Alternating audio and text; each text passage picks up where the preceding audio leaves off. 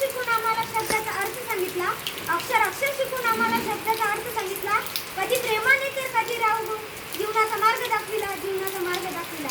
सन्माननीय व्यासपीठ, आदरणीय मुख्याध्यापिका, वंदनीय गुरुजन वर्ग व प्रिय मित्रमैत्रिणी, सर्वप्रथम सर्व गुरुजनांना शिक्षक दिनाच्या हार्दिक शुभेच्छा.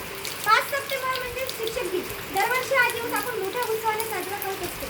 5 सप्टेंबर हा दिवस भारताचे माजी राष्ट्रपती तसेच आदर्श शिक्षक डॉक्टर सर्वपल्ली राधाकृष्णन यांचा जन्मदिवस म्हणून साजरा करत असतो.